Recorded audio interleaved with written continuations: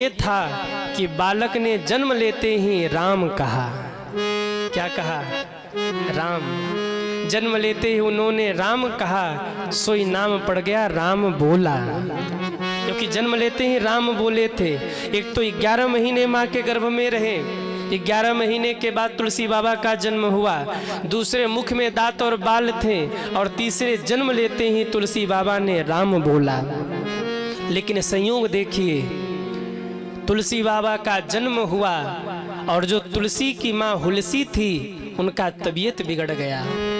तबीयत बिगड़ता चला गया।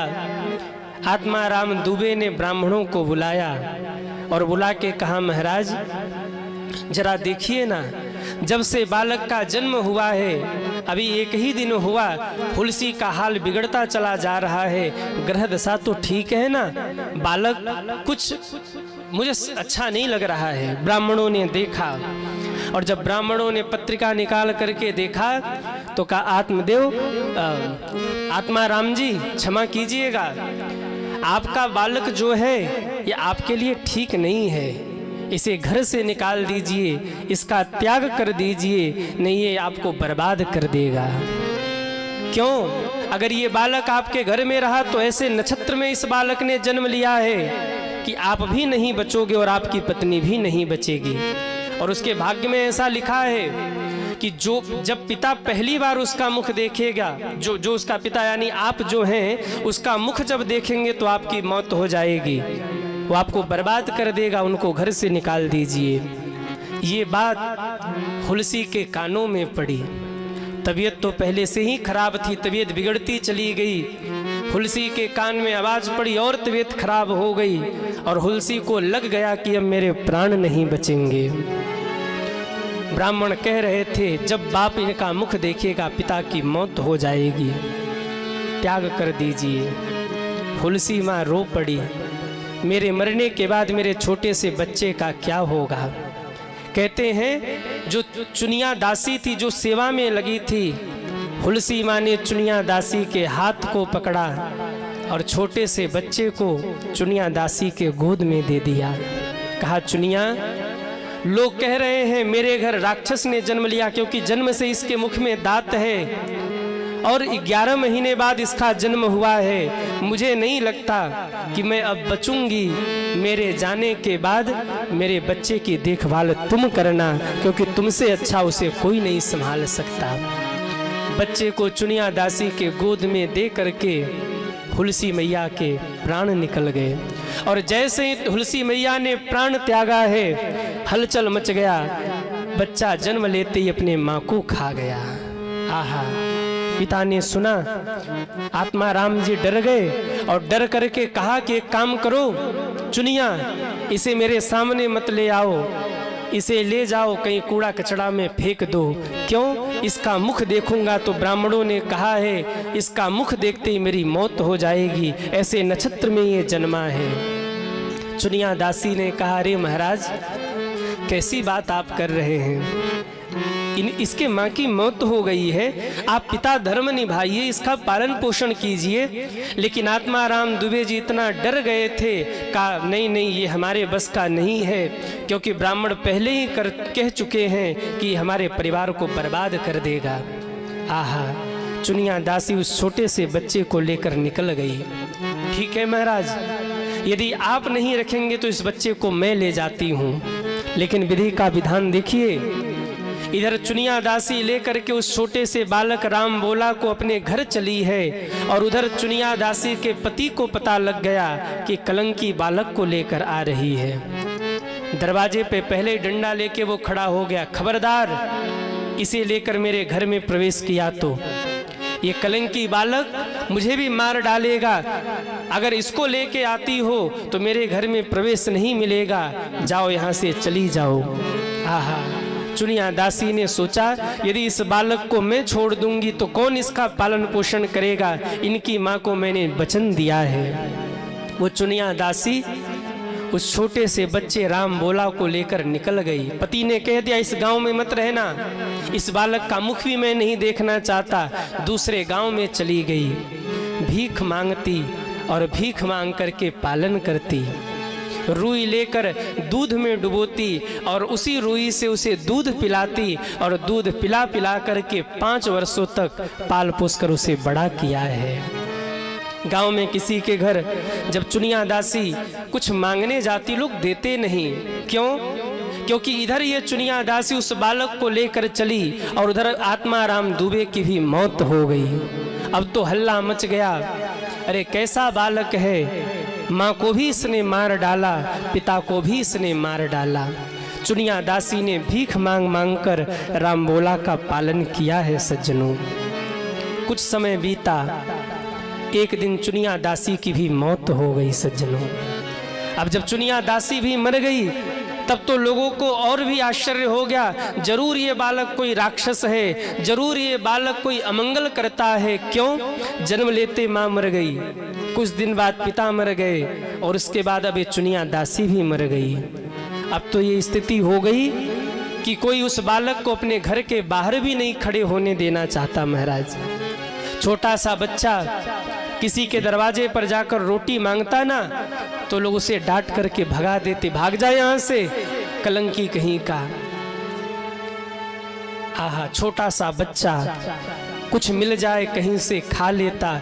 स्थिति बहुत बिगड़ गई रामबोला की। धीरे धीरे समय बीता, एक भोलेनाथ का मंदिर था और भोलेनाथ के मंदिर में वो छोटा सा बालक जाके रहने लगा। लोग पूजन के लिए आते हैं, अक्षत चढ़ाते हैं, वही अक्षत बिन करके शाम के समय खा लेता और उसी से अपना कार्य जीवन निर्वहन करता। एक दिन वो छोटा सा बच्चा भोले बाबा के ऊपर से अक्षत उठा उठा के खा रहा था। पार्वती माँ को दया आ गई। पार्वती माँ ने कहा, भोले बाबा ये सत्य घटना मैं आपको बता रहा हूँ, इसी कलयुग की घटना है। कहा, बाबा मैं देख रही हूँ जब से इस बालक ने जन्म लिया है इसने बहुत दुख सहा, दर दर की ठोकरें इसने खाई, आज ये दाने दाने को मोहताज है। आपके ऊपर जो अक्षत चढ़ता है उसी अक्षत को खाकर अपना जीवन निर्वहन कर रहा है। अगर आप आज्ञा करें तो इसके लिए मैं कुछ खाने के लिए ले जाऊं। शंकर जी ने कहा, वाह देवी वाह, आपका हृदय है ना, वो माँ का हृदय है, वो तुरंत पिघल जाता है। अपने बच्चों के प्रति आपका वात्सल्य तुरंत उमड़ जाता है। जाइए। माँ ने खीर बनाया और रामबोला के लिए लेकर आई। पहली बार किसी ने इतने प्रेम से खीर खिलाया बिठा करके। रामबोला ने माँ के चरणों में प्रणाम किया, पहचान नहीं पा रहे कि ये जगदम्बा है। कहा, माँ आपके हाथ से खीर बहुत अच्छा लग रहा है। माँ ने कहा, बेटा मैं तुझे रोज खीर ला के खिलाऊंगी। और मैंने पढ़ा सज्जनों, स्वयं जगत जननी जगदम्बा माँ पार्वती खीर लाती थी और तुलसी बाबा को खिलाती थी जब वो छोटे थे। गांव में हल्ला हो गया, अरे वो जो बालक है आत्माराम दुबे का, उसको कोई एक माई आती हैं और आकर के खीर खिलाती हैं। खीर खा खा के तुलसी बाबा स्वस्थ हो गए। क्यों? अरे जगदम्बा माँ खीर खिला रही है, साधारण बात थोड़ी है, वो भी अपने हाथों से। आहा, कहना क्या। धीरे धीरे बालक स्वस्थ हुआ और एक दिन एक घटना घटी। गांव में भंडारा चल रहा था। रामबोला को भूख लगी थी। रामबोला गया और जैसे ही भंडारे में वो प्रवेश करने लगे, जो लोग भंडारा करवा रहे थे उसने देखा, अरे रामबोला आया है। लोगों ने धक्का दे दिया, अरे कलंकी कहाँ घुसा चला जा रहा है, ये भंडारा मानवों के लिए है, तेरे जैसे असुर के लिए नहीं है, जा भाग जा यहाँ से। आहा, छोटा सा बच्चा जब धक्का दिया गया तो वो छोटा सा बच्चा धरती पर गिर पड़ा। रामबोला के आंख में आंसू आ गए और रोते हुए भगवान को पुकारा, मेरे दाता किसी को गरीबी न दे, मौत दे दे मगर बदनसीबी न दे, मौत दे दे मगर बदनसीबी न दे। अनाथ था वो बालक, किसी को कुछ बोल भी नहीं पाए। मुड़े हैं, रास्ते में आ रहे थे, देखा तो जूठा पत्तल फेंका जा रहा था। जहाँ भंडारा होता वहाँ से कुछ दूर जूठा पत्तल फेंका जाता है। भूख लगी थी। देखा तो कुत्ते झपट झपट करके जो पत्तल में जूठा था उसे खा रहे थे। गिद्ध और कौवे, पहले गिद्ध भी होते थे, वो गिद्ध और कौवे झपट्टा मार करके जो थाली में पात्र में बच जा रहा उसी को पा रहे थे। मरता क्या न करता। हमारे यहाँ एक कहावत है ना, भूख न देखे बासी भात और नींद न देखे टूटी खाट। किसी को नींद आ रही हो तो ये नहीं देखता बिस्तर लगा कि नहीं लगा, चारपाई लगा कि नहीं लगा, जहाँ जगह मिल जाए वहीं सो लेता है। और भूख लगे ना तो आदमी ये नहीं देखता ताज़ा है भोजन की बासी है भोजन। मरता क्या न करता। आप अनुभव करो, रेगिस्तान में कोई बूंद बूंद को तरस रहा हो, रेगिस्तान में कोई भटक गया हो और बूंद बूंद को तरस रहा हो, उसी समय कोई नाली दिख जाए और प्राण कंठ तक आ जाए कि बस अब प्राण निकल ही जाएंगे, तो मरता क्या न करता। वो गंदा जल के पी करके भी लोग अपने जीवन का निर्वहन कर लेते हैं कई बार। राम बोला को लगा अब शाम होने को है, रात हो जाएगी, कहाँ भूखे सोना पड़ेगा। कुत्तों की झुंड में घुस गए और बैठ करके पत्तल से निकाल निकाल कर जूठन खाने लगे। गांव वालों को तरस नहीं आई। कुत्तों के बीच में वो छोटा सा बच्चा कभी इधर से कुत्ता झपट्टा मारे, कभी उधर से कुत्ता झपट्टा मारे, कभी उधर से कौवे झपट्टा मारे, लेकिन भूख लगी थी, पत्तल चाट रहे थे। उसी समय नरहरि दास जी महाराज भंडारे से निकल कर जा रहे थे। ध्यान से देखा तो एक छोटा सा बच्चा कुत्तों के बीच में पत्तल चाट रहा है। गांव वालों से पूछा, अरे ये बालक कौन है जो पत्तल चाट रहा है? लोगों ने कहा, महाराज ध्यान मत दीजिए, ये बड़ा अमंगली बालक है, जन्म लेते ही माँ को खा गया, पिता को खा गया, चुनिया दासी वो भी पालन करने को ले आई तो वो भी मर गई, इसकी तो छाया जिसके ऊपर पड़ जाए उसी का अमंगल हो जाता है। चलिए चलिए आप आगे बढ़िए। नरहरि दास के आंख में आंसू आ गए। वाह, इतना बड़ा भंडारा किया और एक छोटा सा अनाथ बालक जूठा पत्तल चाट रहा। अरे गांव वालों, धिक्कार है तुम्हारी जिंदगी को। मंदिर में जाकर पत्थर के मूर्ति की पूजा करते हो और भगवान ने जो ये मूर्ति बनाया है उसका अपमान कर रहे। धिक्कार है गांव वालों, तुम्हें धिक्कार है। दौड़ करके बच्चे को गोद में उठा लिया नरहरि दास जी महाराज ने। छोटे से बच्चे ने जब संत को देखा, हृदय से लिपट गया वो छोटा सा बालक। पहली बार इतने प्रेम से उस राम बोला को किसी ने हृदय से लगाया था। कहा, बेटा क्या नाम है? बालक ने कहा, राम बोला। कहा, कहाँ रहते हो? कहा, शिव मंदिर में रहता हूँ, वहीं आसपास कहीं जगह मिल जाए सो लेता हूँ, कोई डांट के फटकार के हटा देता है तो हट जाता हूँ। कहा, बेटा अब तुझे गुरु ने गोद में उठाया है, अब दर दर ठोकर तुझे नहीं खाना, तू चल मेरे साथ, तू मेरे आश्रम में रहेगा। आहा, गुरु की कृपा हो गई। संत हृदय नवनीत समाना, संत हृदय नवनीत समाना। गांव को धिक्कारते हुए छोटे से बच्चे को लेकर अपने आश्रम में आए हैं नरहरि दास जी। बच्चे को स्नान कराया है, भोजन कराया है, वस्त्र पहनाया है और कहा, बेटा 2 मिनट रुको, मैं भगवान का अर्चन करके आता हूँ, तब तुमसे बात करता हूँ।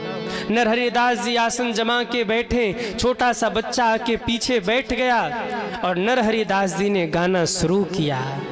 नीलांभुजस्यामल कोमलांगम सीता समारोह पितवाम भागम। नीलांभुजस्यामल कोमलांगम सीता समारोह पितवानुभागम। पाणो महासा यक चारु चापम, पाणो महासा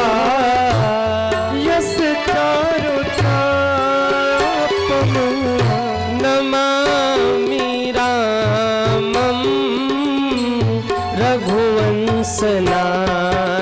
सीताराम राम राम सीताराम राम राम कि सीताराम राम राम सीताराम राम राम बोला पीछे से सुन रहे थे।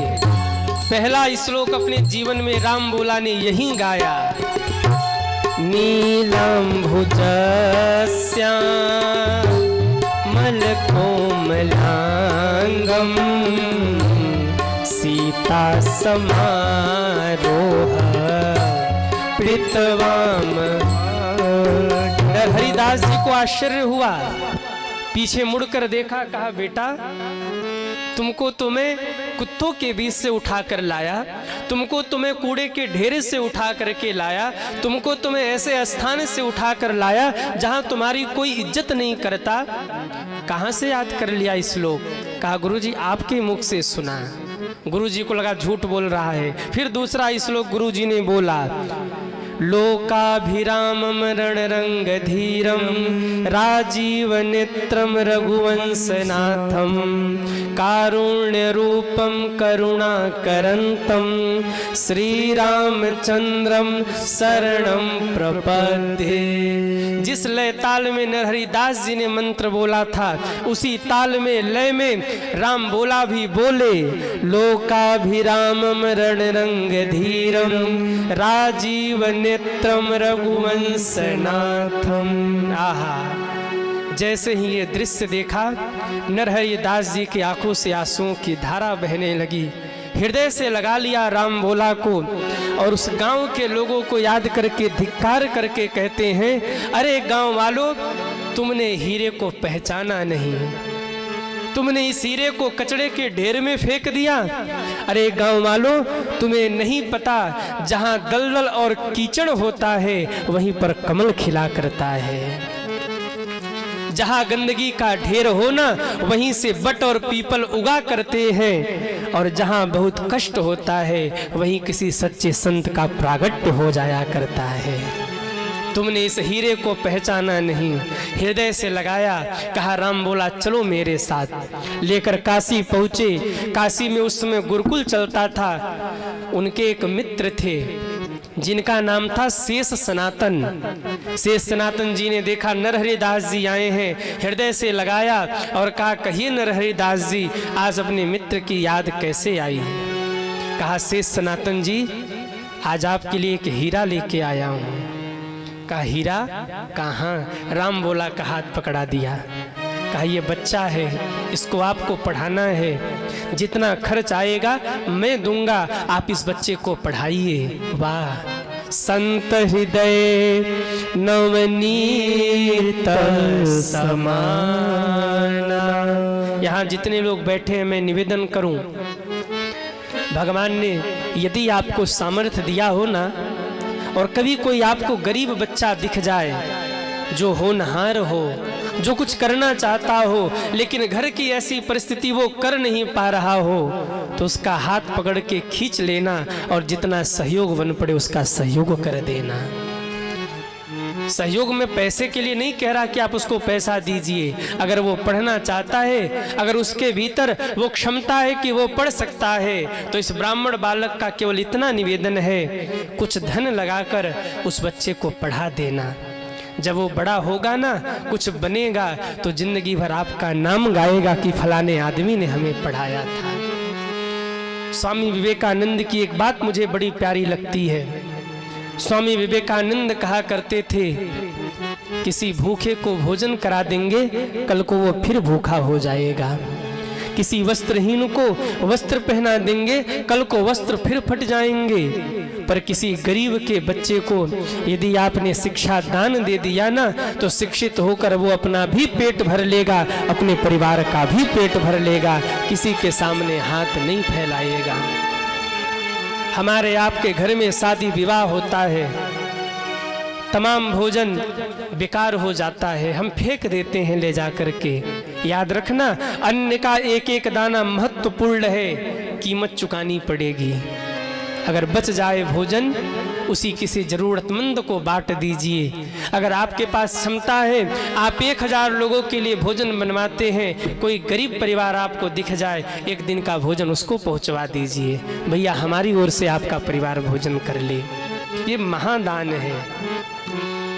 हमारे यहाँ एक बड़ा प्यारा भजन है कि ज्योत से ज्योत जगाते चलो, अरे ज्योत से ज्योत जगाते चलो, प्रेम की गंगा बहाते चलो, प्रेम की गंगा चलो। ओ ज्योत से ज्योत जगाते चलो, ज्योत से ज्योत जगाते चलो, प्रेम की गंगा बहाते चलो, प्रेम की गंगा बहाते चलो।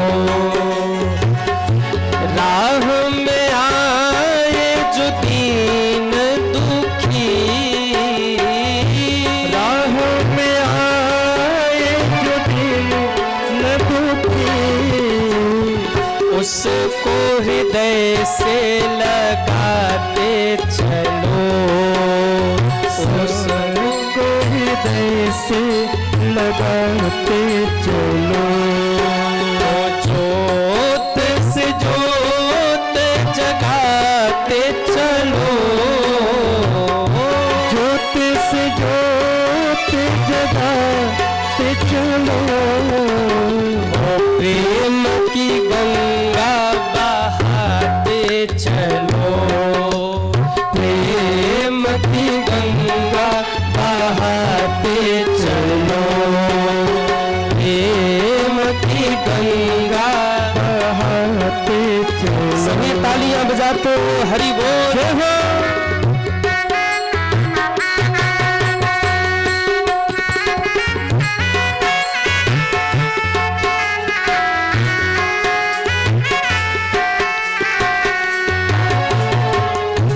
जिसका न कोई संगी साथी, ईश्वर है रखवाला, जिसका न कोई संगी साथी, जय हो ईश्वर है रखवाला। जब कभी आपको लगे ना हम अनाथ हैं, हम अनाथ हैं, तब दीनानाथ रघुनाथ को याद करना।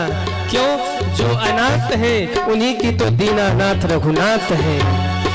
जिसका न कोई संगी साथी, ईश्वर है रखवाला, जो निर्धन है, जो निर्बल है, वो है प्रभु का प्यारा। प्यार के मोती लुटाते चलो, प्यार के मोती लुटाते चलो, प्रेम की गंगा बहाते चलो, प्रेम की गंगा बहाते चलो। ज्योत से ज्योत जगाते चलो, ज्योत से ज्योत जगाते चलो, प्रेम की गंगा बहाते चलो, प्रेम की गंगा बहाते चलो। उठाइए दोनों हाथों को, हरि बोल हरि।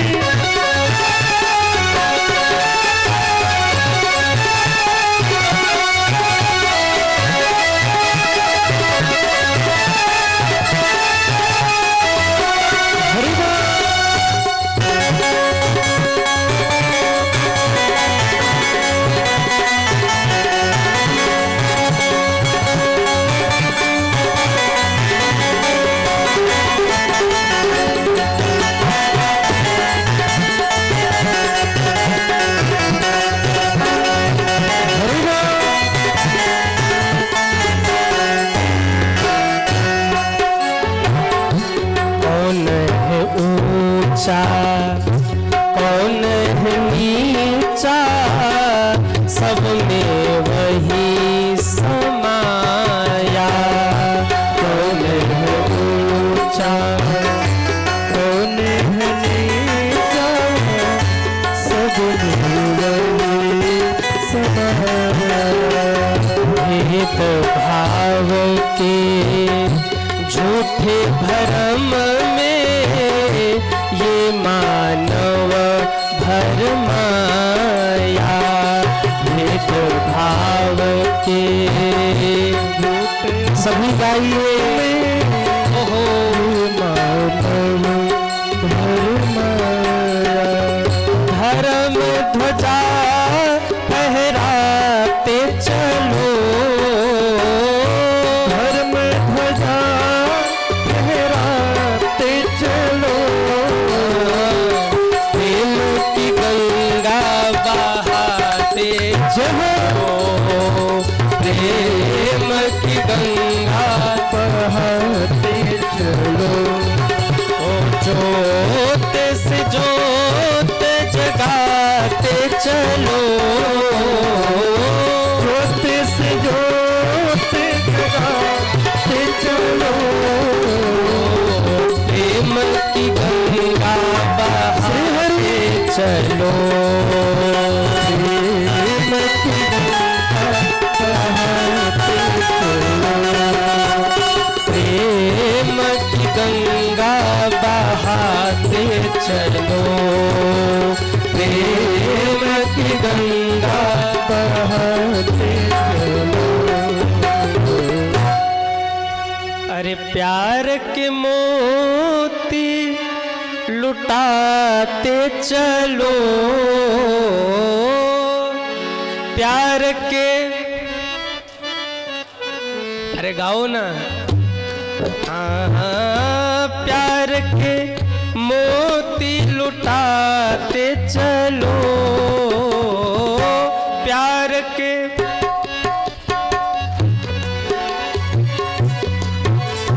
ओ प्रेम की गंगा बहाते चलो प्रेम की गंगा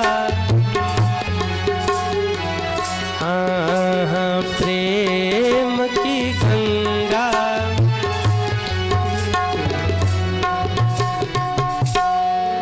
पर ये बात केवल कहने को है। प्रेम की गंगा बहाते चलो। परिवार में कैसे रहते बोले क्रोध की गंगा बहाते चलो। फेसबुक पर 5000 फ्रेंड हैं। कितने 5000 और घर में किसी से नहीं बनती। फेसबुक पे फैमिली फोटो डालेंगे ऐसे खींच के सेल्फी और घर वाले गरियाते निकम्मा है।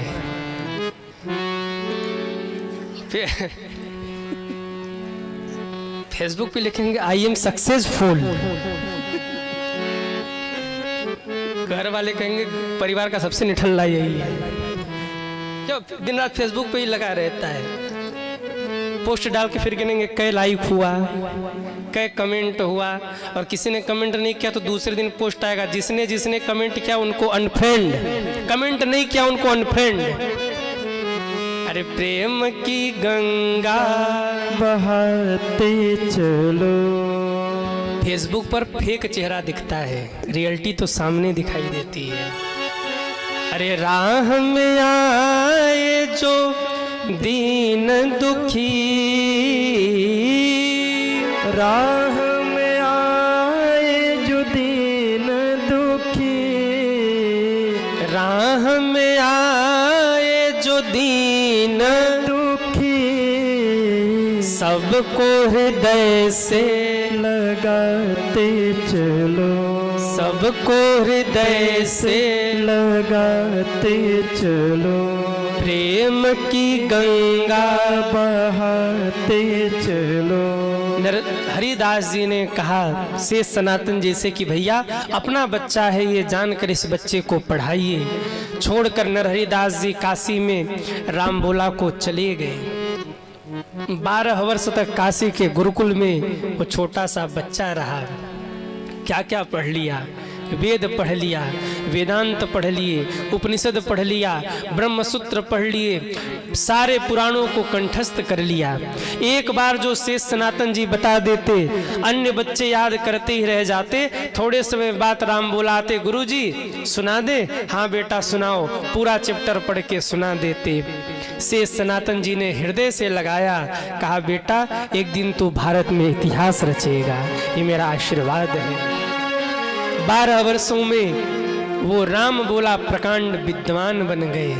आहा, शेष सनातन जी ने हृदय से लगाया, कहा जा आज से तुम्हारा नाम तुलसीदास होगा। जब विद्वान हो गए ना तो सोचा जरा चल के गुरु जी को प्रणाम कर ले, जिस गुरु ने हमें यहाँ तक पहुँचाया। स्मरण रखिएगा, जीवन में आपको ऊंचाई तक पहुंचाने के लिए जिसने अपना जीवन समर्पित किया हो, आगे बढ़ने के बाद उनके उपकार को कभी नहीं भूलना चाहिए। सद्गुरु हो जिन्होंने आपको मार्गदर्शन किया हो, आप लक्ष्य तक पहुंच गए तो ऐसा नहीं कि गुरु को भूल जाइए, नहीं, गुरु के चरणों में जाकर कृतज्ञता ज्ञापित कीजिए, आभार व्यक्त कीजिए, उनके आभारी बनिए। आपको किसी ने मदद किया हो और आप उनके मदद से आगे बढ़े, उनको धन्यवाद दीजिए। भगवान से आपने कुछ मांगा, भगवान ने दे दिया, जाकर उनको धन्यवाद बोलिए। लेकिन कई लोग होते हैं जब तक काम नहीं निकलता तब तक पीछे पड़े रहते हैं और काम निकलने के बाद फोन स्विच ऑफ कर देते हैं। अच्छा, आजकल तो आशीष जी एक और समस्या है, नया फैशन चला है, हमने तो देखा बड़े नज़दीक से लोगों को। फोन आ रहा है, क्या करेंगे, बोले धीरे से साइलेंट कर देंगे, फिर फोन बजा फिर साइलेंट, फिर फोन बजा फिर साइलेंट, और फिर 2 मिनट बाद उठा के कहेंगे अरे भैया क्या बताए बाथरूम में नहा रहे थे। अच्छा, 2 घंटे से हमारे साथ बैठा बाथरूम में नहा रहे थे। वाह, ये जमाना चल पड़ा महाराज। मैंने तो एक सज्जन को कह दिया, मेरे पास बैठे थे, 10 फोन आए, 10 बार उन्होंने रिसीव नहीं किया। 11वें बार हमने कहा कि भाई फोन उठाओ, क्या हो गया, क्यों फोन कर रहा, पड़ोसी फोन कर रहा, आपका फोन बंद किए जा रहे। उसने फोन उठाया, हेलो क्या हो गया, बोले आपके माताजी का तबीयत खराब है।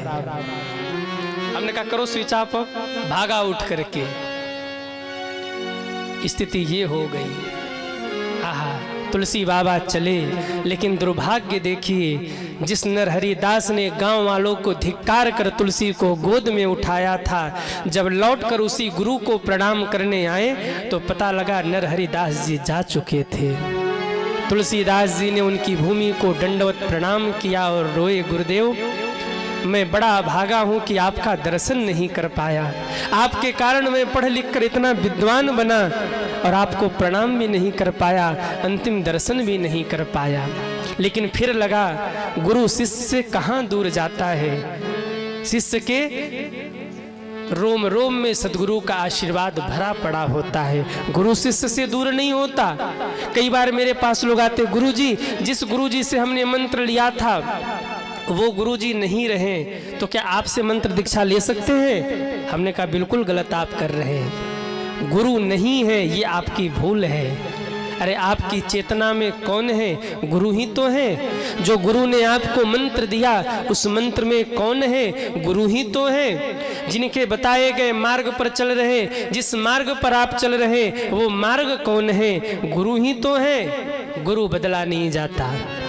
यदि एक के चरणों में आप समर्पित हो गए तो बस एक ही साधे सब सधे, सब साधे सब जाए। निष्ठा बदलिए मत, एक सद्गुरु के चरणों में समर्पित हो गए, जीवन निकाल दीजिए, उसी एक के सहारे भवसागर से बेड़ा पार हो जाएगा। तुलसीदास जी ने सोचा गुरु कहाँ दूर जाते हैं, लौटकर अपने गांव में आए। और अब देखिए तुलसी बाबा के साथ क्या होता है। जब लौटकर अपने गांव में आए ना, अपने घर के पास गए, जहां जिस घर में गए जिस घर में उनका जन्म हुआ था। माता पिता तो थे नहीं, घर खंडर हो चुका था, गांव का भी कोई नहीं जाता था वहां। तुलसी बाबा पहुंचे, घर को साफ सुथरा करके सजाया। वेद वेदांत तो कंठस्थ थे ही, महान ज्योतिषी बन चुके थे। अब सोचने लगे रोटी पानी कैसे मिलेगा। तुलसी बाबा ने दिमाग लगाया, भक्ति तो थी ही, महाराज घर को बढ़िया सजाया सवारा और घर के बाहर चबूतरे पे एक आसन बिछाया और बिछा करके सीताराम सीताराम सीताराम सीताराम सीताराम सीताराम सीताराम सीताराम सीताराम सीताराम सीताराम सीताराम सीताराम सीताराम। तुलसी बाबा ने बैठकर कीर्तन गाना शुरू किया। आस पड़ोस के लोग जब देखने लगे भाई कोई बाबा जी आए, पहचान नहीं पाए, आके लोग बैठ गए। अब तुलसी बाबा ने कथा शुरू कर दिया, वेद कहने लगे, वेदांत कहने लगे, पुराणों की कथा कहने लगे। लोग जुटने लगे, ज्योतिष के जानकार थे, हाथ भी देखने लगे। किसी ने आटा पहुंचा दिया, किसी ने चावल पहुंचा दिया, किसी ने दाल पहुंचा दिया। एक दिन किसी ने पूछा बाबा कहाँ से आए हैं? कहा आत्माराम का बेटा हूँ। गांव वालों ने कहा आत्माराम का बेटा?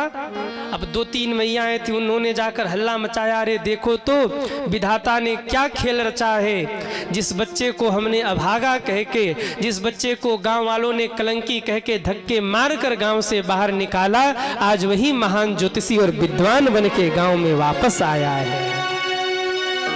गांव के सब लोग हाथ दिखाने पहुंच गए और तुलसीदास बाबा विद्वान थे, जहां 2-4 के हाथ देखकर पूरी सच्चाई बताई, पूरे गांव के लोग तुलसी बाबा कहने लगे।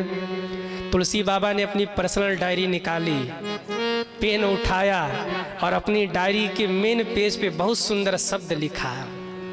क्या लिखा? ये वही गांव वाले हैं जो कभी कुल के कलंकी कहा करते थे।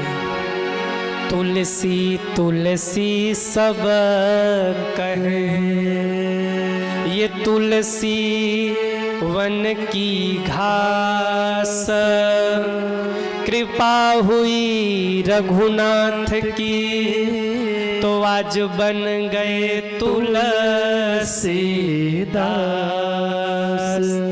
कृपा भई रघुनाथ की तो बन गए तुलसीदास।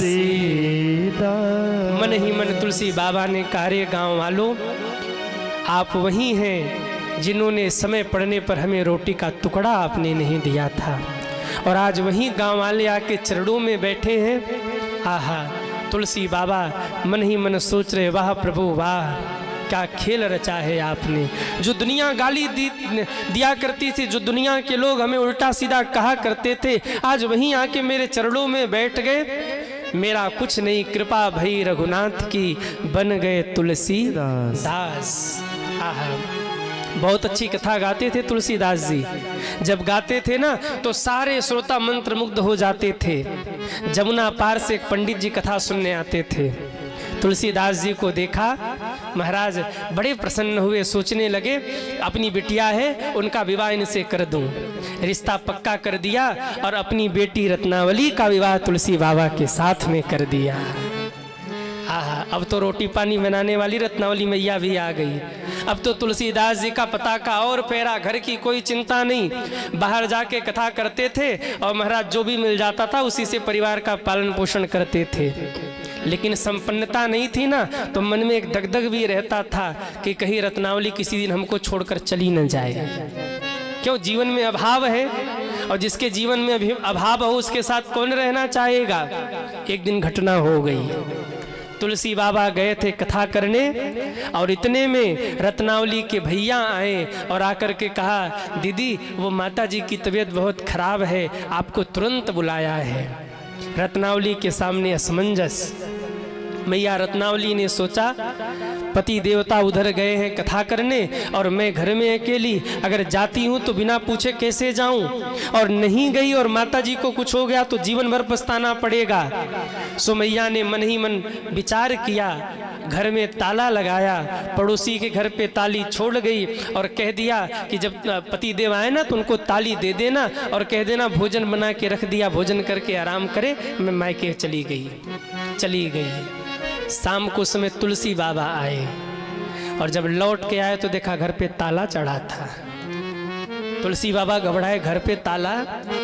पड़ोसियों से जाके पूछा हमारी धर्म पत्नी, तो किसी ने बताया ये ताली दे गई है, वो मायके चली गई। अब तुलसी बाबा तो ऊपर से नीचे तक पसीने पसीने हो गए।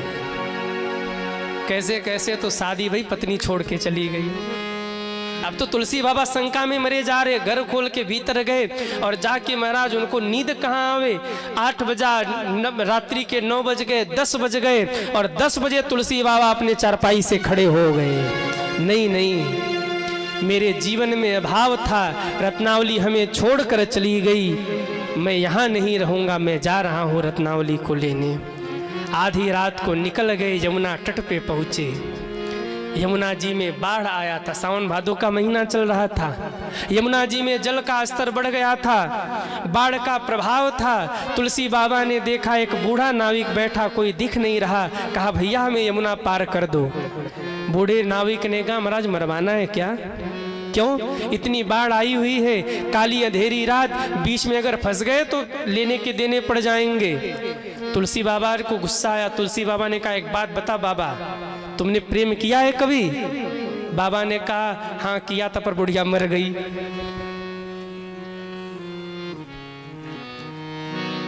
कहा तू रह, तेरे नौका से नहीं जाना। तुलसी बाबा ने छपाक से छलांग लगा दिया। नाविक चिल्लाता आ रहा, अरे मर जाएगा मर जाएगा। बावरे कहाँ जा रहा? मर जाएगा, बाढ़ आ गई यमुना जी में। लेकिन तुलसी बाबा को तो रत्नावली दिख रही थी, क्योंकि सरस्वती और विधाता को तो कुछ और मंजूर था। आधे रास्ते पहुँचते पहुँचते यमुना जी में डूबने लगे, और जब डूबने लगे तो भगवान की याद आई। आवाज लगाया, हे गुरुदेव बचाइए, हे प्रभु बचाइए, यमुना से पार कीजिए, हे रघुनंदन राम बचाइए।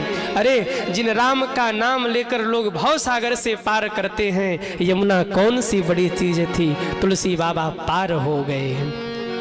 घर पहुँचे, घर में भीतर से कुंडी लगा हुआ था, बारिश हो ही रहा था। सोचा कुंडी खटखटाऊंगा तो सब जगेंगे। एक काम करते, घर के पीछे से चढ़ जाते हैं छत पे और आंगन में कूद जाएंगे।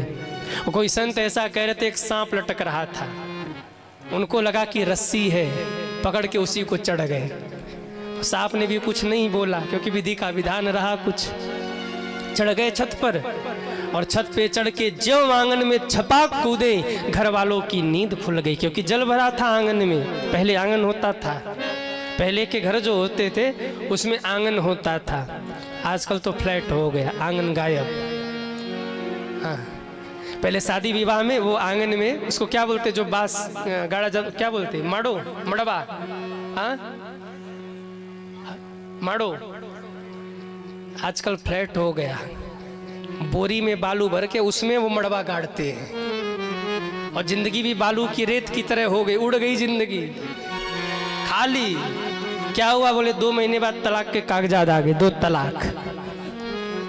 तुलसी बाबा आंगन में कूदे, और जब तुलसी बाबा आंगन में कूदे, घर वालों की नींद खुल गई।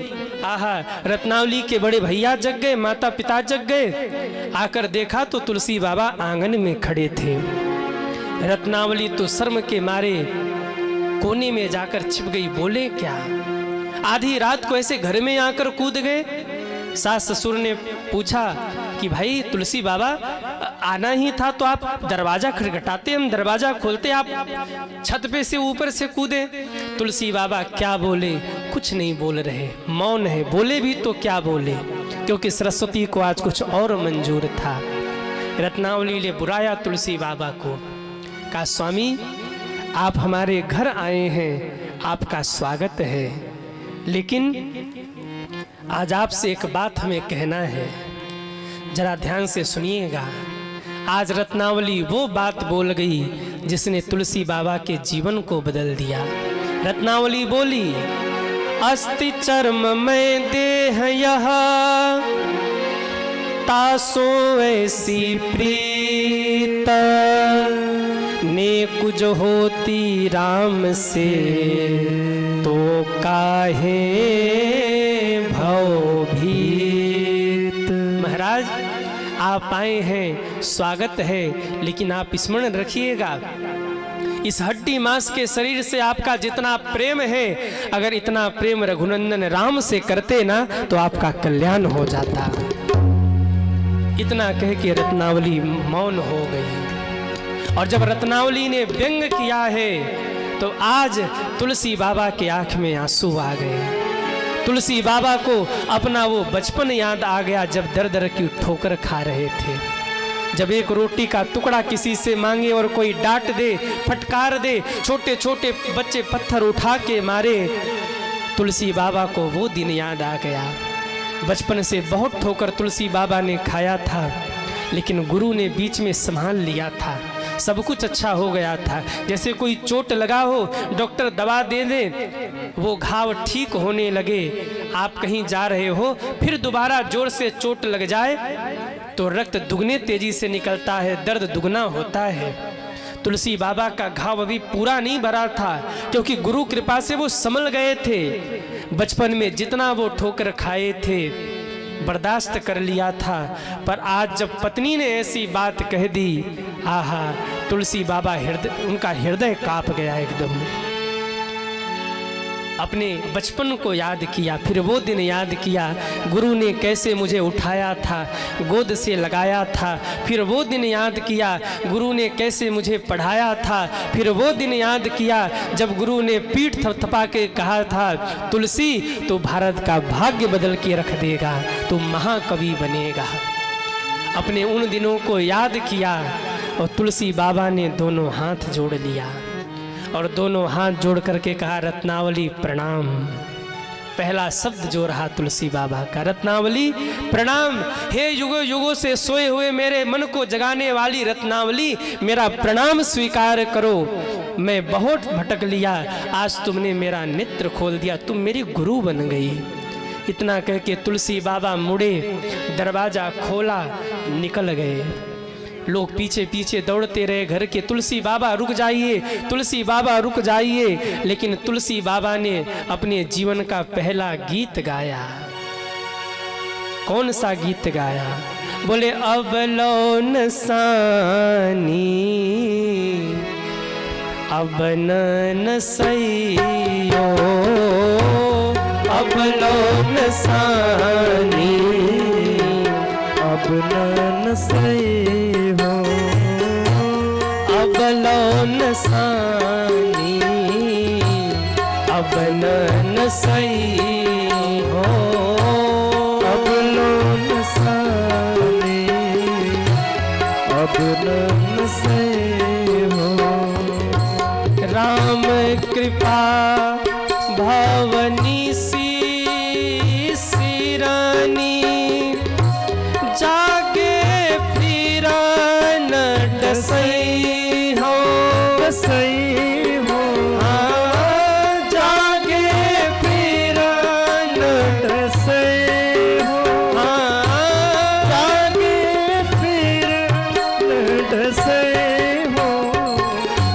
अब लो नसानी अब न सै हो, अब लो नसानी अब न सैयो, अब लो नसानी अब न सैयो, अब लो नसानी अब न सैयो, अब न सही हो। अब न सैयो। तुलसी बाबा के जीवन का पहला गीत था। गीत गाते जा रहे और अपने आप को धिक्कारते जा रहे। अरे तुलसी तू कहाँ फंस गया रे? तेरा जन्म इसलिए नहीं हुआ, तेरा जन्म तो राम की भक्ति के लिए हुआ। पहुंच गए काशी और काशी जाकर 80 घाट पर तुलसी बाबा रहने लगे। अब देखिए कैसे भगवान की कृपा होती है। सुबह शौच के लिए जाते हैं और जब शौच से आते रहते हैं ना, तो लोटे में जो थोड़ा जल बच जाता है एक बबूल के पेड़ के नीचे डाल देते हैं। जरा सुनिएगा इस घटना को। स्वभाव में कोई ऐसा नहीं था कुछ कि नहीं हमें डालना, जैसे शौच से आए लोटे में कुछ जल बच गया तो बबूल के पेड़ के नीचे डाल दिया। बबूल में एक प्रेत रहता था। जो बड़े दिन से प्यासा था उसको कौन जल दे। तुलसी बाबा रोज जल डालते थे और उस प्रेत को लगता था कि हमें जल दे रहे हैं। आहा, प्रेत प्रसन्न होता गया। और एक दिन बाबा जब सोच से लौटे और महाराज वो जल जैसे ही बबूल में डाला, वो प्रेत अट्टहास करते हुए वहीं प्रकट हो गया। उसने गर्जना की और गर्जना करके कहा, तुलसी बाबा मांगिए मांगिए क्या चाहिए। तुलसी बाबा चौंक गए, भाई तुम कहां से आ गए। कहा, इतने दिनों से सेवा कर रहे और पूछ रहे तुम कहां से आ गए। प्रतिदिन हमको जल देते हो, मांगो क्या चाहिए। तुलसी बाबा समझ गए, भूत आया है, प्रेत, ये प्रेत प्रकट हुआ, इससे कुछ काम करवा लेते हैं। तुलसी बाबा ने कहा, एक काम करो, जो मैं मांगूंगा वो दोगे। कहा, महाराज आप जो चाहते एक बार कहिए, मैं आपकी सेवा तुरंत करूंगा। प्रेत प्रसन्न था। तुलसी बाबा ने धीरे से कहा, राम से मिलवा दो। प्रेत ने कहा, महाराज राम से मिलवा पाते तो हम प्रेत होते। हम प्रेत इसीलिए है कि हम न राम का नाम ले सकते हैं न उनसे मिलवा सकते हैं। हाँ, इतना कर सकते हैं, जो राम से मिलाए उसके चरणों तक पहुंचा सकते हैं। कौन है जो राम से मिलवाएगा? अरे बोलो ना। हाँ, नारद जी नहीं, हनुमान जी। राम दुआरे तुम रखवारे, हो तन आज्ञा बिन पैसारे। बड़ी अधिकारी के पास पहुंचना है ना, तो अधिकारी के झंझट में मत पड़ना। वो फोन काट देगा, नहीं उठाएगा। ये जो नीचे वाले असिस्टेंट है ना, इनको अपना लेना। इनको खूब बढ़िया से जैसे भी हो सके इनसे मित्रता कर लेना। अगर इनसे बात बन गई तो अधिकारी आपकी जरूर सुनेगा। ये चाटुकारी तो पहुंचाते हैं साहब। एक बड़े हमारे मित्र हैं, थोड़ा देख लो ना। साहब कहते लाओ फाइल साइन कर देते, हो गया काम। कहा, राम से नहीं मिला सकते, पर हाँ राम से जो मिलाए उस तक पहुंचा सकते हैं। चलो, पीठ पे बिठा लिया। बाबा ने कहा, अच्छी सवारी मिली। जीवन में कोई पहली बार मिला, वो भी प्रेत, जिसने पीठ पे बिठाया। बाबा खूब मस्ती में बैठे। कहाँ ले जाओगे?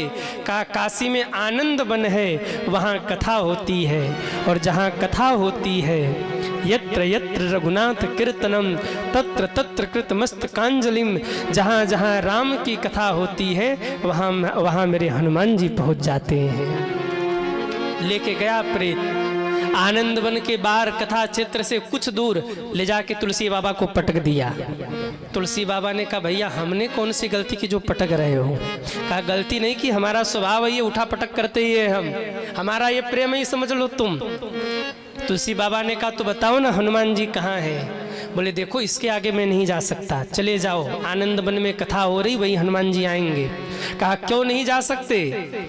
तो प्रेत ने कहा, भूत पिशाच निकट नहीं आवे, महावीर जब नाम सुनावे। पुलिस का पहरा कहाँ है, चोर को पता होता है। चोर जो होते हैं ना, जो चोरी करने वाले, उनको पता होता है कि भाई पुलिस की चोटी चौराहे पर है। ऐसे ही जो भूत प्रेत होते हैं, उनको पता होता है मेरे हनुमान जी का प्रभाव कहाँ कहाँ है। जहाँ जहाँ भी राम की कथा होती है, वहीं वहीं हनुमान जी का प्रभाव होता है। और जहाँ जहाँ हनुमान जी का प्रभाव होता है, झंझट में मत पड़ना, कोई भूत प्रेत नहीं आने वाला, ये सब भग जाएंगे, कोई नहीं रहने वाला। मैं विश्वास के साथ कह रहा। एक सच्ची घटना, एक तांत्रिक महोदय थे, तंत्र करते थे। संयोग से उनका एक चेला था, वो वैष्णव भक्त था, भक्ति करता था, भजन करता था। अब तांत्रिक महोदय खूब तंत्र करते थे, खूब भूत प्रेतों को महाराज शमशान में बुलाकर झुमाते थे। अब एक दिन चेला वहां पहुंच गया। संयोग से तांत्रिक महोदय तंत्र कर रहे थे, और जैसे ही चेला पहुंचा, चेला तो भगत था, भजनानंदी था, सारे भूत भग गए। तांत्रिक महोदय अकेले बचे। उस चेले के दर्शन से ही भूत मुक्त हो गए। सच्ची घटना आपको बता रहा हूँ। गीता प्रेस से जो वो पुस्तिका कल्याण छपती, उसमें ये कथा छपी थी। सच्ची घटना राजस्थान की है। सारे भूत उसका दर्शन करके मुक्त हो गए। अब तांत्रिक महोदय खूब कर रहे, एक भी भूत नहीं आ रहा, सबके सब मुक्त हो गए, कोई नहीं दिख रहा। तांत्रिक महोदय 2 घंटे तक खूब मंत्र मारते रहे, कोई नहीं दिखा। अरे तांत्रिक महोदय को गुस्सा आया, फिर जबरदस्त मंत्र माला, एक बेचारा फंस गया था, कुछ ज्यादा पापी था, मुक्त नहीं हो पाया था। तांत्रिक महोदय ने पूछा, क्यों रे तेरे संगी साथी कहाँ गए? बोले संगी साथी की ना पूछो, हमारा दुर्भाग्य जो तुम्हारे चक्कर में फंसे हैं। बोले कहाँ गए संगी साथी बताओ तो? बोले आपका जो चेला आया है ना, वो भगवान की भक्ति करता है और उसका दर्शन जब उन सबको हुआ तो दर्शन करते ही वो सारे के सारे भूत मुक्त हो गए, वो अब दिव्य धाम को चले गए, अब वो लौट कर आने वाले नहीं है। तो भूत पिशाच निकट नहीं आवे, महावीर जब नाम सुना। यदि आपको भूत प्रेत का डर लगता है, आपके बच्चों को भूत प्रेत का भय बना रहता है, और केवल भूत प्रेत का ही नहीं, कोई भी भय जिंदगी में हो, तो 1 मिनट ठहर जाना, हनुमान जी का स्मरण करना, और हनुमान जी का स्मरण करके कहना, हे बजरंग बली रक्षा कीजिए, भूत पिशाच निकट नहीं आवे, महावीर जब नाम सुनावे। इतना कहते कहते आपका भय दूर होने लगेगा। इस बात को घर जाके नोट कर लेना। कई लोग बड़े परेशान रहते, गुरुजी कुछ उपली निचली भी देखते हैं? हम कहते भैया कुछ नहीं देखते, बस हनुमान जी को देखते हैं। ये नोट कर लीजिएगा, भूत पिशाच निकट नहीं आवे, महावीर जब नाम सुनावे। इस मंत्र का जप कीजिएगा, आपके जीवन से भय समाप्त हो जाएगा। प्रेत ने कहा चले जाओ, कथा में हनुमान जी आएंगे वहीं मिलेंगे। कहा इतनी भीड़ होंगी, हम हनुमान जी को पहचानेंगे कैसे? प्रेत ने कहा 3 परिचय करने का मैं 3 मार्ग तुम्हें बता रहा हूं, 3 चीज देख करके पहचान लेना। ये 3 चीज जिसमें हो वही हनुमान जी हैं। क्या क्या? पहली चीज, जो सबसे पहले आए और सबसे लास्ट में जाए, समझ लेना वो हनुमान है। दूसरी बात, वृद्ध होंगे और सबसे पीछे बैठेंगे, दूसरा परिचय। और तीसरा परिचय, पूरे शरीर में कुष्ठ रोग हुआ होगा और 1 साल ओढ़ करके रूप बदल करके छिप करके कथा सुनने आएंगे, पीछे बैठेंगे, बस वही हनुमान जी होंगे। और मेरे भाई बहन, जहाँ जहाँ भी कथा होती है ना, यकीन मानना मैं बनावटी बात नहीं करता हूँ, जहाँ जहाँ भी राम की कथा होती, मेरे कृष्ण की कथा होती है, वहाँ कोई जाए न जाए, मेरे हनुमान बाबा जरूर जाते हैं।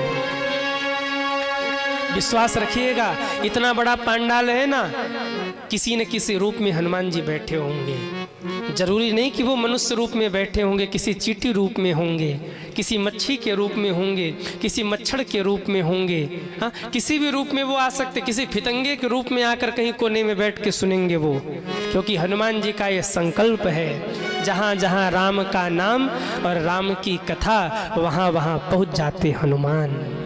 ये संकल्प है राम हनुमान जी का। जब राम जी जाने लगे तो हनुमान जी रो रहे थे। राम जी ने पूछा क्यों रोते हो? कहा मुझे मेरे माता जी ने अमर कर दिया है, मुझे मेरे माता जी ने अजर अमर गुण निधि सुत हो, तुम मरोगे नहीं कभी, मैं अमर हो चुका, मैं जा नहीं सकता। राम जी ने कहा तो रहोगे कैसे? कहा यत्र यत्र रघुनाथ कीर्तनम, जहाँ जहाँ आपकी कथा होगी बस वहीं जाऊंगा, वहीं टाइम पास होता रहेगा, जो जो आपके भगत होंगे उनकी रक्षा में मैं खड़ा रहूंगा।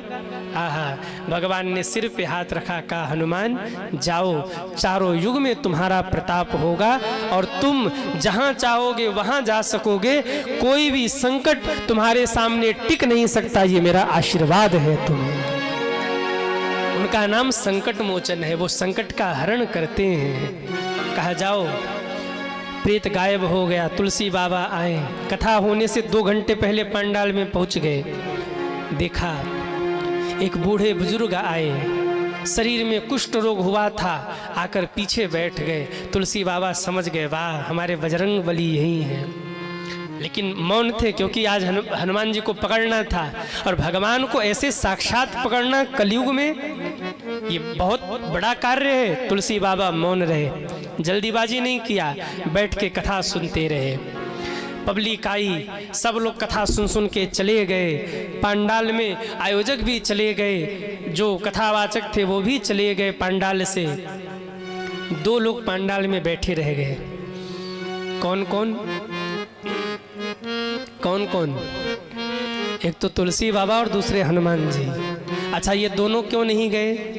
तुलसी बाबा सोच रहे कि आज तो बजरंगबली को पकड़ के ही रहना है, आज तो जाना ही नहीं, यही बैठना है। और हनुमान जी सोच रहे भाई ये जाए तो हम जाएं, ये तुलसी यहाँ से जाए तो मैं यहाँ से निकलूँ, क्योंकि इसके सामने जाऊँगा पीछे पीछे लगेगा, और जहाँ जहाँ मैं जाऊँगा वहाँ वहाँ जाएगा। तो हनुमान जी तो ये सोच रहे कि ये जाए तो मैं जाऊँ, और तुलसी बाबा सोच रहे कि ये जाए तो मैं जाऊँ। न ये गए न वो गए, दोनों जमे बैठे रहे। हुआ ये कि 2 घंटे बीत गए। धीरे से हनुमान जी ने कहा जाओ। तुलसी बाबा ने कहा आप जाओ। हनुमान जी ने कहा हमको कहीं नहीं जाना, आप जाओ। तुलसी बाबा ने कहा हमको भी कहीं नहीं जाना, आप जाओ। हनुमान जी ने कहा देखो भाई, रात होने वाला है, जंगल है, शेर बाघ कोई जीव जंतु आके तुम्हें खा जाएंगे।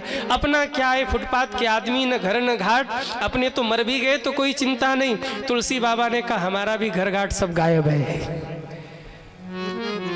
न घर है न घाट है, 80 घाट पे रहता हूँ, वो भी अपना नहीं है। जो ही मिल जाए खा के राम भजन करता हूँ। आप भी घर परिवार से छूटे, हमारी तो शादी भाई, शादी के बाद छूटे हैं हम, तो अपने को कोई चिंता नहीं, आप जाओ। हनुमान जी ने कहा आप जाओ। थोड़ी देर वार्ता भई, तुलसी बाबा के आंख से आंसुओं की धारा बहने लगी। तुलसी बाबा ने दौड़ लगाया और जाकर हनुमान जी के चरणों को पकड़ लिया। हनुमान जी फटकार रहे, हट जा हट जा हट जा, अरे मुझे रोग हुआ है, तुझे भी रोग हो जाएगा। तुलसी बाबा ने रोते हुए चरण पकड़ा। बाबा यही तो चाहता हूँ कि जो राम नाम का रोग आपको हुआ है ना, वो राम नाम का रोग इस तुलसी बाबा को भी हो जाए। चरण पकड़ लिया है नाथ, अब मत तड़पाइए, बहुत प्रतीक्षा करवा लिया। हे रामदूत, हे अंजनी नंदन, हे कलयुग के राजा, हे संकट मोचन, हे बजरंग बली, ये तुलसी कब से आपके दर्शन के लिए बैठा है, तड़प रहा है, अब प्रकट हो जाइए। हनुमान जी ने सोचा आखिरी बार इसको फटकार दे, भागेगा तो भाग जाएगा और रुक गया तो इसे अपना बना लूंगा। हनुमान जी ने फिर फटकारा, भाग जा, क्यों पीछे पड़ा है? तुलसी बाबा ने पकड़ लिया, बाबा अब या तो दर्शन दो, नहीं आपके चरणों में ही प्राण त्यागूंगा। और तुलसी बाबा ज्यों लिपट के रोए, पूर्ण समर्पित हो गए। उसी समय गर्जना करते हुए मेरे हनुमान जी महाराज प्रकट हो गए। बोलिए संकट मोचन श्री हनुमान जी महाराज की जय हो। और देखिए मेरे हनुमान जी को लगा कहीं तुलसीदास को दर्शन देने में मैं राम को न भूल जाऊं, इसलिए हनुमान जी ने बाएं हाथ से हृदय में श्री सीता राम जी को संभाला और दाहिने हाथ से तुलसी को आशीर्वाद दे रहे, तुलसी जा मेरा आशीर्वाद तेरे साथ है। तुलसी बाबा ने इस दिव्य स्वरूप का दर्शन किया, आंखों से झरझर झरझर आंसुओं की धारा बहने लगी, रोते रोते चरणों से लिपट गए, प्रभु आज मेरा जीवन धन्य धन्य हो गया। हनुमान जी ने कहा तुलसी मेरे पास समय कम है, मांगो क्या चाहिए। कहा प्रभु आ ही गए हो ना, तो एक बार मुझे मेरे राम जी से मिलवा दो, मेरे राम का दर्शन मुझे करवा दो, मुझे मेरे राम से मिलना है। कहा पगले आजकल मेरे राम जी चित्रकूट में रहते हैं, काशी में दर्शन नहीं होगा, तुझे चित्रकूट चलना होगा। कहा मैं चलूँगा, और कुछ मांगना हो तो मांग लो। तुलसी बाबा ने हाथ जोड़ा, कहा हे प्रभु आप तो संकट मोचन हैं, आज जिस रूप में प्रकट हुए हैं ना, इसी रूप में यहीं विराजमान हो जाइए और आने वाले समय में भक्तों का कल्याण करते रहिएगा। और वहीं मेरे हनुमान जी बाएं हाथ से श्री सीताराम जी को संभालते हुए, दाहिने हाथ से तुलसी बाबा और भक्तों को अभय दान करते हुए आज भी काशी में संकट मोचन में खड़े हैं सज्जनों, आज भी ऐसे ही खड़े हैं। हम तो हमारे तो इष्ट हैं संकट मोचन हनुमान जी, हम उनको ही साथ में लेकर चलते हैं। यहाँ सामने हमारे विराजमान हैं, उनको ही कथा सुनाते रहते हैं। आप में से कितने लोग हैं जो काशी में संकट मोचन गए हैं, वो हाथ उठाइए। क्या बात है, उनका नाम ही है संकट मोचन। कितना बड़ा से बड़ा संकट क्यों न हो, जो 40 मंगलवार और शनिवार संकट मोचन हनुमान जी का लगातार दर्शन कर ले, कैसा भी कार्य हो हनुमान जी पूर्ण कर देते हैं सज्जनों। ये महत्ता है। कितना भी बड़ा संकट क्यों न हो, एक बार रोते हुए कोई आंसू लेकर कह दे बाबा अब संभाल लो, मेरे हनुमान जी हाथ पकड़कर उसको गोद में बिठा लेते हैं। ये महिमा है उनकी। आज भी बड़ी भीड़ लगती है वहाँ पर, और इस दास को तो सौभाग्य मिला, हमने हनुमान जी के चरणों में बैठ के कथा भी गाया है, अवसर वो भी मिला। कई सालों से कथाओं में व्यस्तता नहीं जा पाते, आज भी वहाँ मानस सम्मेलन होता है, दूर दूर से कथावाचक आके कथा गाते हैं, और कथा गाने के बाद हनुमान जी की प्रसादी और कुछ जो गर्भगृह का प्रसाद और उनके गले की माला कथावाचकों को प्रदान की जाती है। कुछ उनके चरणों से दक्षिणा इत्यादि प्रसाद प्राप्त होता है। आज भी वहाँ कथावाचकों का लाइन लगा रहता है हनुमान जी के चरणों में कथा गाने के लिए। आज वहीं हनुमान जी विराजमान है। तुलसी बाबा ने हाथ जोड़ा और हाथ जोड़कर बोले, हे हनुमान जी एक ही अर्जी है क्या, सागर पार से सीता का समाचार लाने वाले, हे अंजनी नंदन सागर पार से सीता का समाचार लाने वाले, हनुमान तुम हो राम जी के काम आने वाले।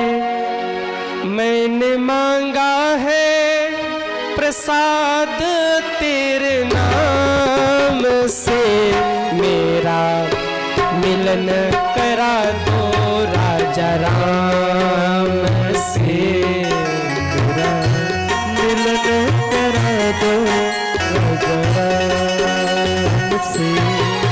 सागर पार से सीता का समाचार लाने वाले, सागर पार से सीता का समाचार लाने वाले, हो हनुमान तुम हो राम जी के काम आने वाले, हनुमान तुम हो राम जी के काम आने वाले। मैंने मांगा है हो,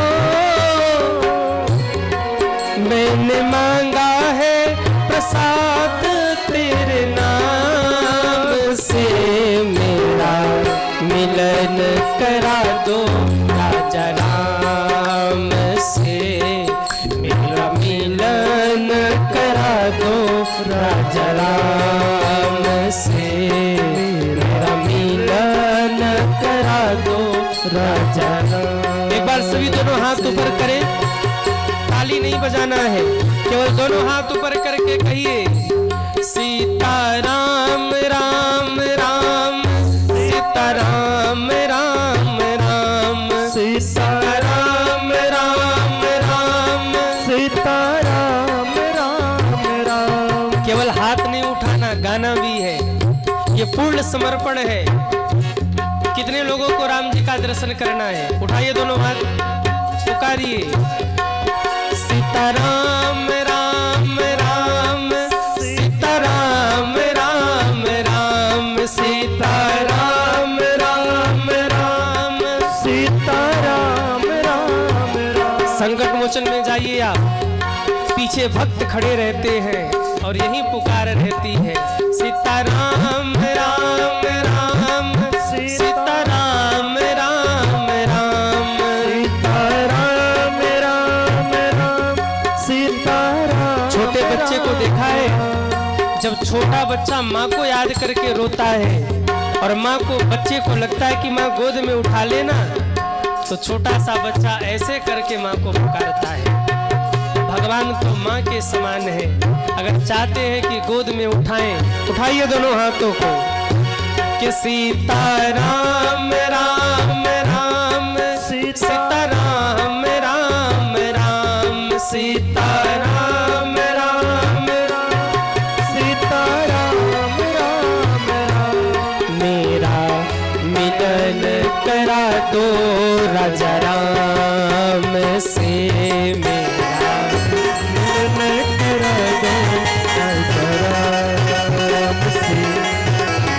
मिलन करा दो राजा राम से। मेरा मिलन करा दो राजा राम से। मेरा मिलन